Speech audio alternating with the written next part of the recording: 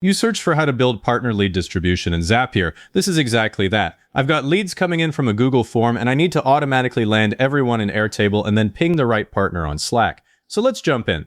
I'm already signed into Zapier and my dashboard is open. If you aren't, just head to zapier.com and log in. Click the big orange Create button in the upper left, then choose Zaps. The Zap editor loads as a blank slate with a trigger step and a row of plus signs. Click that trigger step. A search bar appears, type Google Forms and select it. For the trigger event, pick New Form Response. That fires the Zap every single time someone hits Submit on your form. Click Continue, then connect your Google account if it's not already here.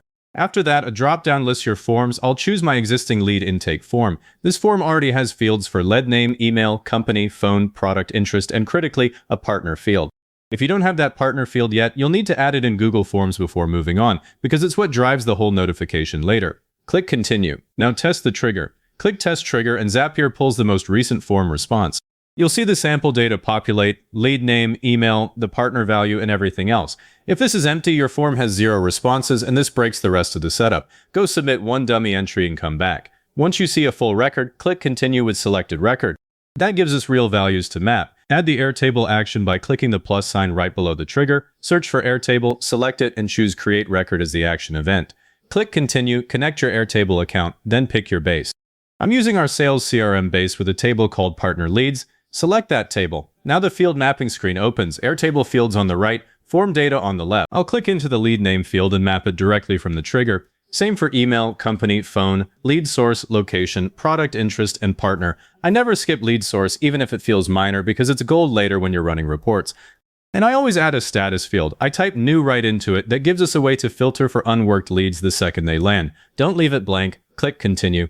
Test this step. Click Test Step and Zapier creates the record in Airtable. You'll see a success banner. I'll open Airtable in another tab and there's the new record with every field filled and status set to new. If the partner field says something unexpected here, it'll quietly mess up the Slack routing. Nail that mapping. Now for Slack. Click the plus below the Airtable step. Search Slack, choose Send Channel Message, click Continue, pick your Slack account, then select the channel. I'm sending test notifications to a channel called Partner Alpha.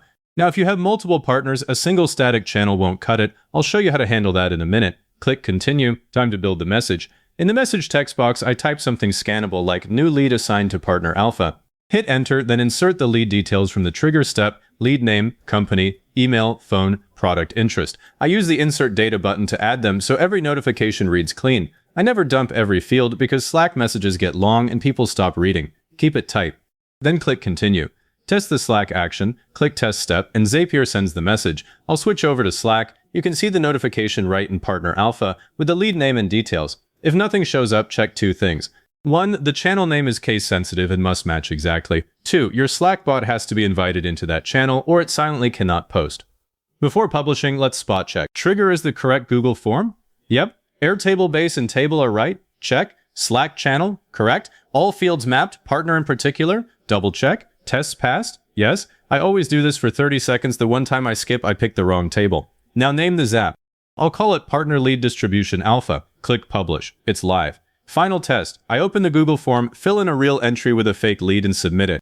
Then I head to Zap History in the left sidebar. You'll see the Zap run appear as soon as it processes, usually within 30 seconds. Over in Airtable, the record lands with status new, and in Slack, the notification is waiting. Everything flows. Now, what if you have multiple partners?